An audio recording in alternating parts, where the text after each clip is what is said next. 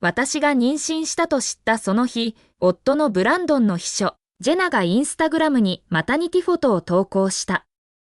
キャプションには、愛されているなら妊婦でもまだ美しい女性でいられるよ。と書かれていた。写真には、レースのランジェリーだけを身にまとった彼女が、自撮りをしながらブランドンの胸にも垂れかかっている姿が写っていた。彼の手は、彼女の裸のふっくらとしたお腹の上に置かれていた。彼の指には、私のものと全く同じ結婚指輪がはめられていた。私はおめでとうとコメントした。数秒後、私の電話が鳴った。電話の向こうには、慌てふためくジェナがいた。彼女は謝罪し、喧嘩の後に復讐するつもりでその写真を投稿したと主張した。ブランドンは彼女の電話を取り上げ、私に噛みつくように言った。お前は子供を産めないから、今、他の妊婦を見て取り乱してるのか？そんなに嫉妬深いから、妊娠できなくても無理はないな。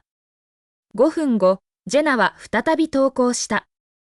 もうすぐ、私には2人の強い男性が守ってくれる。そしてブランドンは即座にそれをいいね。した。私は結婚指輪を外し、茂みに放り投げ、病院に向かい中絶手術の予約をした。久しぶりにブランドンは夜9時前に帰宅した。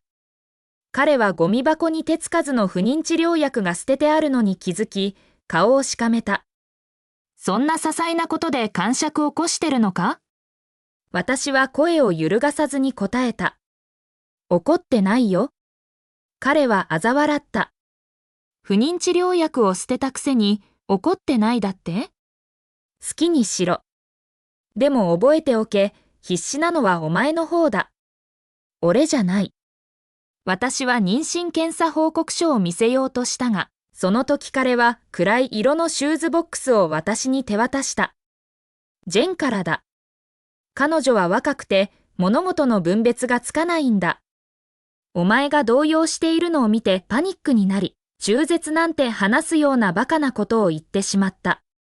彼女は謝罪の気持ちを込めてプレゼントを贈りたがってるんだ。彼は箱を開けた。中には YSL のヒールが入っていた。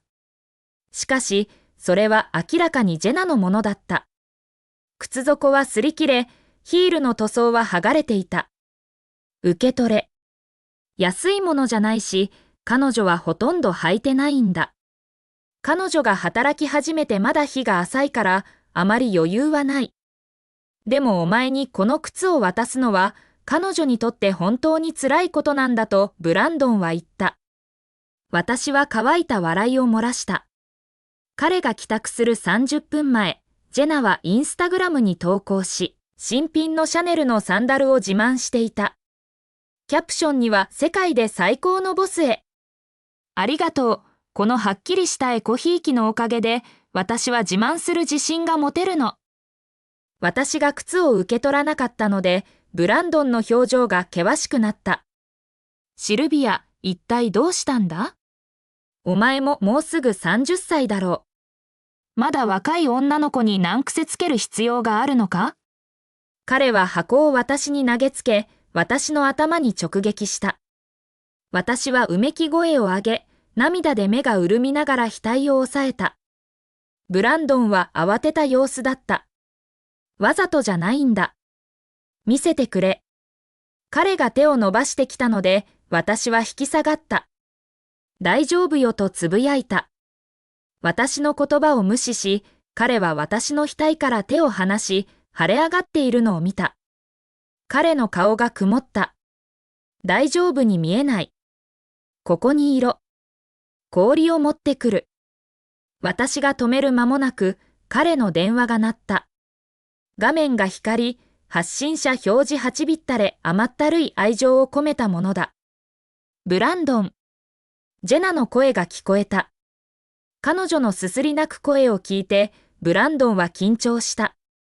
ジェン、泣くな。どうしたんだ？お腹が痛いのジェナは鼻をすするように言った。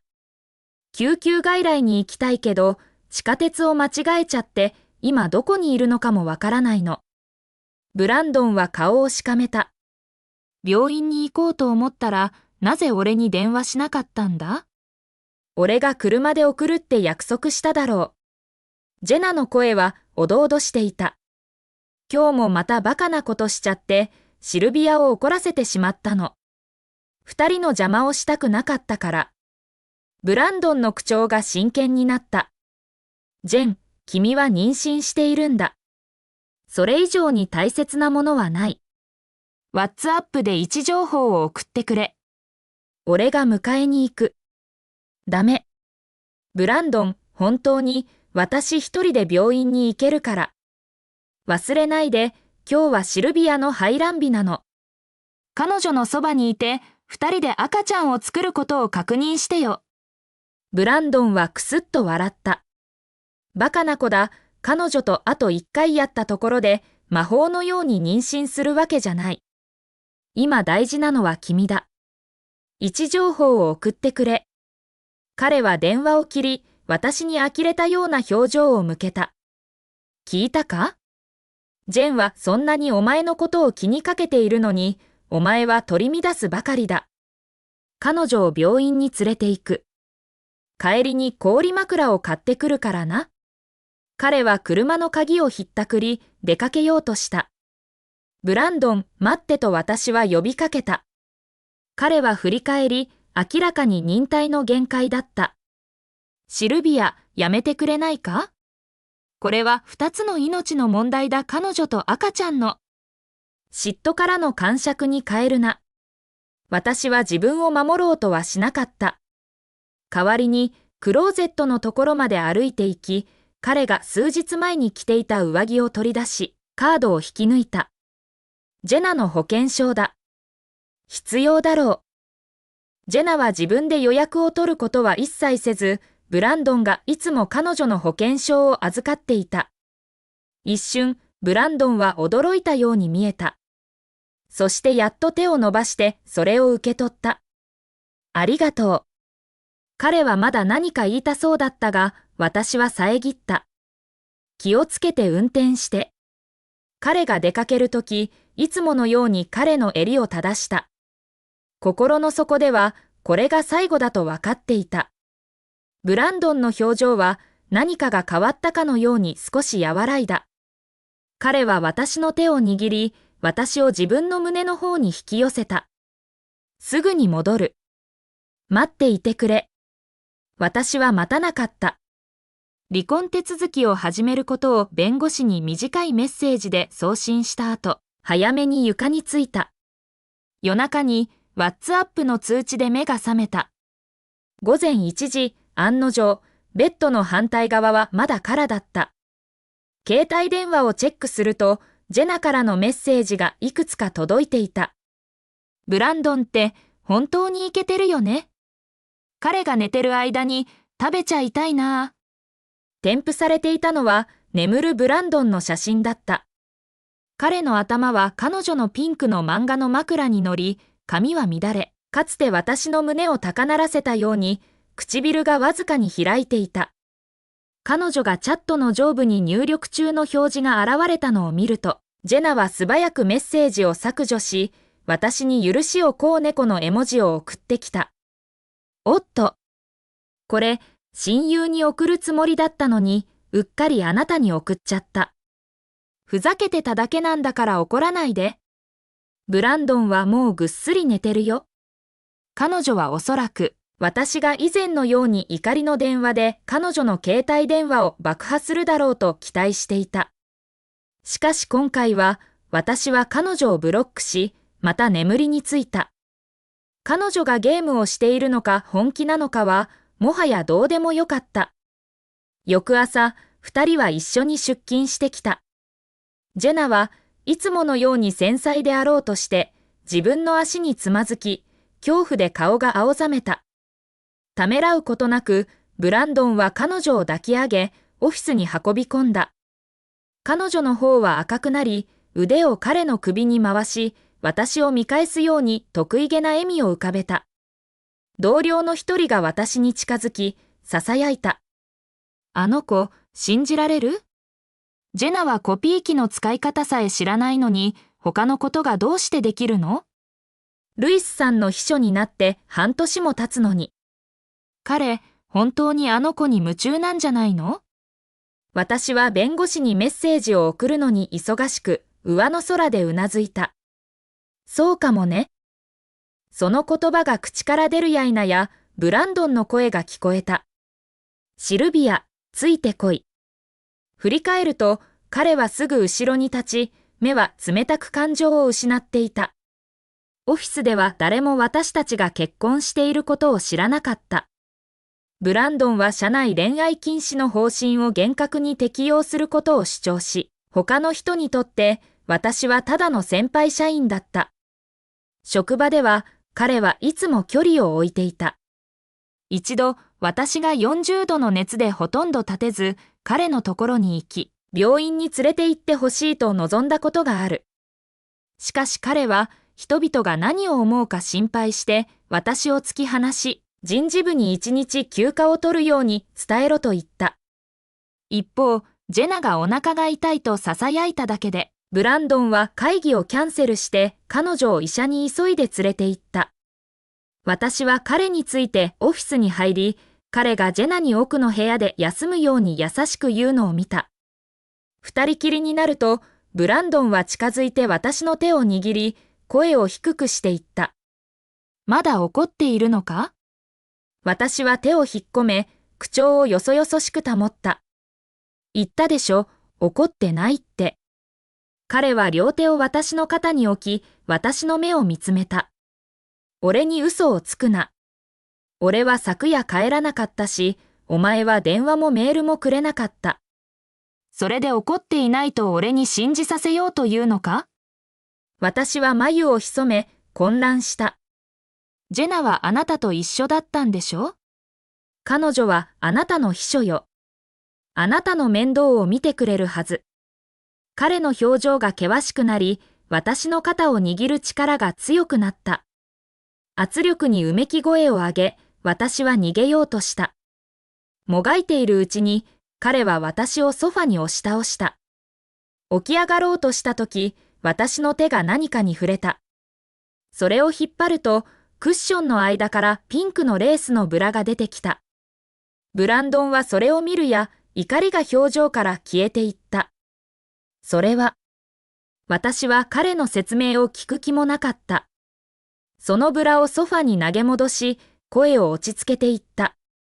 他に用事がなければ、失礼します、ルイスさん。仕事の後、私はクライアントと打ち合わせがあった。ちょうど外に出たとき、ブランドンの車が私の前に止まった。乗れ。まずジェンを降ろしてから水辺のシーフードビュッフェに行く。ジェナが助手席から顔を出し、にっこり笑った。ごめん、シルビア、また便乗させてもらうね。私はタクシーを捕まえようと忙しく、彼女を見ずに言った。二人で行って。私はシーフードアレルギーなの。ブランドンの顔がすぐに曇った。彼は私がシーフードアレルギーではないことを知っていた。実際、そのビュッフェは私のお気に入りの一つだった。彼は口を開け、何か言おうとしたが、私は機会を与えなかった。彼の車を回り込み、通りの向こう側のタクシーに乗った。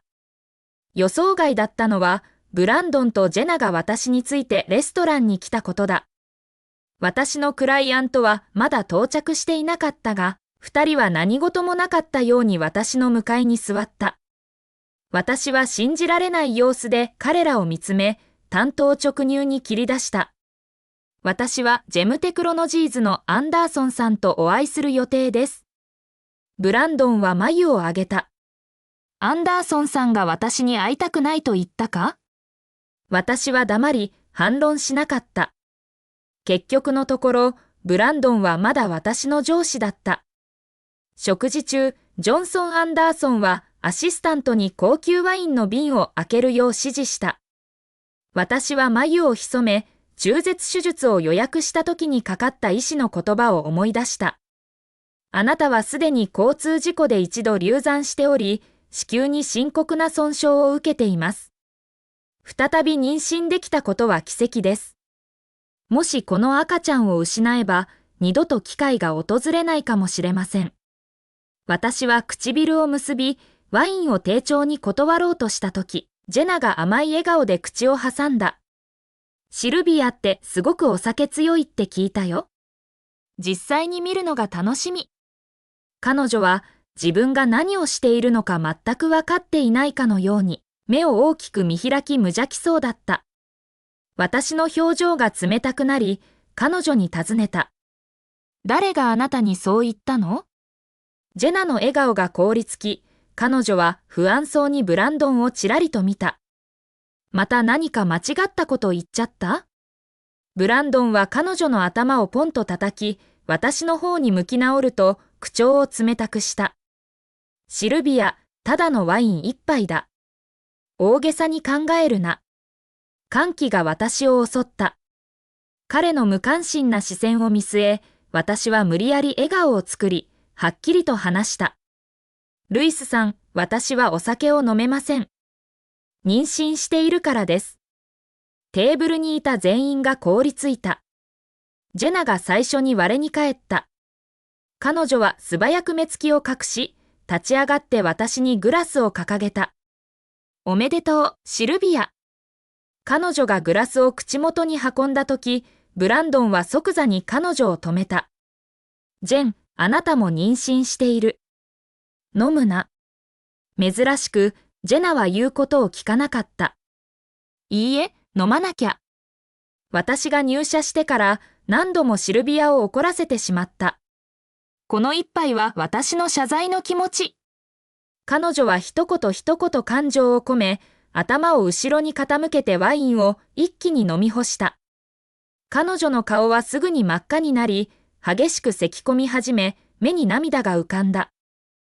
ブランドンの顔は苛立ちに歪み、彼は席から跳ね上がり、私を指さした。これがお前の望んでいたことか？ジェンのようなお人よしだけがお前の嘘に引っかかるんだ。お前のせいで俺たちの赤ちゃんに何かあったら絶対に許さない。私はほとんど彼を見もせず、声を平然とさせていった。好きにすればいい。私はジョンソンに振り返り、素早く謝罪の言葉をつぶやいてからドアを出た。ブランドンの怒りに満ちた声が私についてきた。シルビア、もうたくさんだ。お前はジェンのすることすべてに問題を感じてる。彼女と付き合っていけないなら離婚した方がいいんじゃないか。その言葉に一瞬驚いたが、すぐに肩をすくめて気にしなかった。私たちは結婚して5年、その間ずっと、彼は一度も私たちの関係を公にしなかった。今、ただ私をジェナに譲歩させるために、ようやく認めたのだ。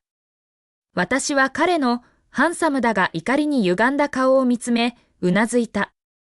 わかった。離婚しましょう。他に言葉もなく、私は出て行った。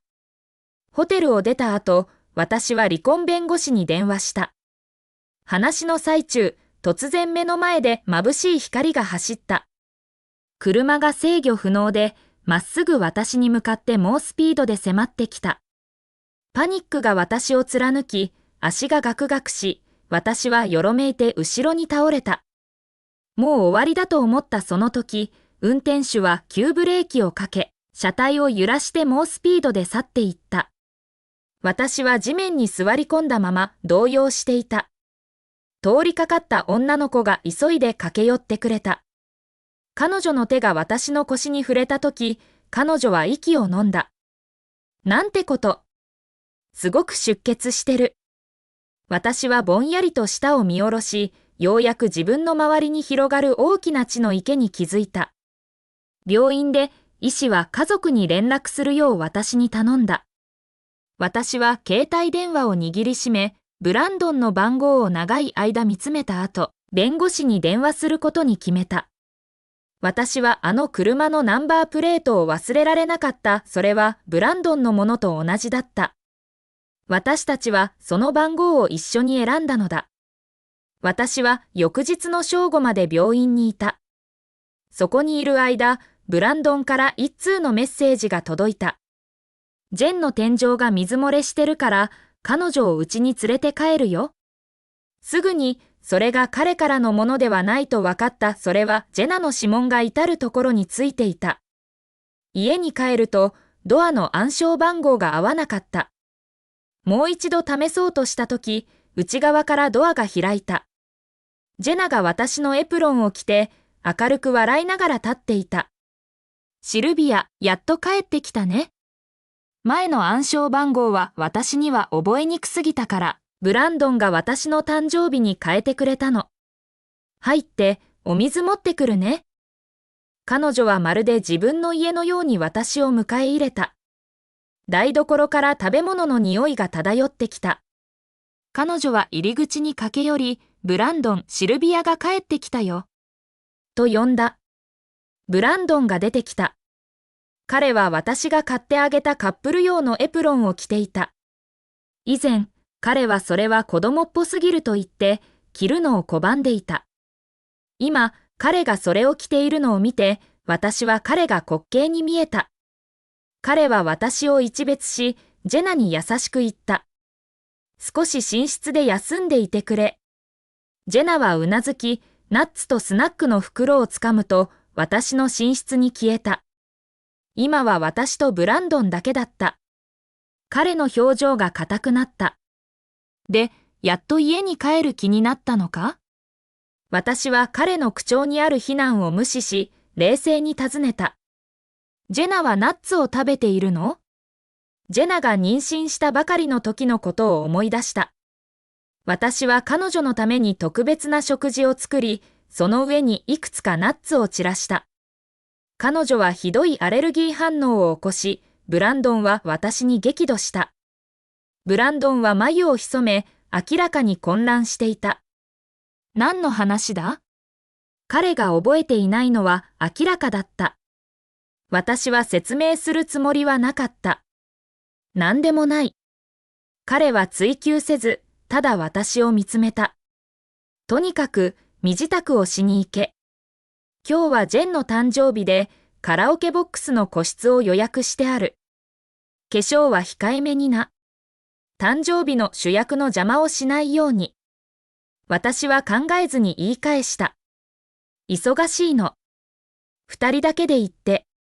ブランドンは眉を潜め、目に苛立ちの色を走らせた。ジェンはもう友達に、私たちが彼女の誕生日パーティーを開くって言っちゃったんだ。お前が来なかったら、彼女が恥をかくことになる。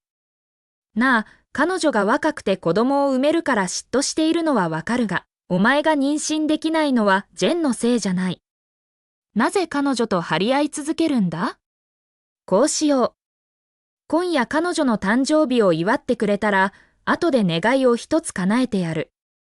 旅行したい場所を選んでいい。私は一瞬ためらい、それから笑って言った。わかった。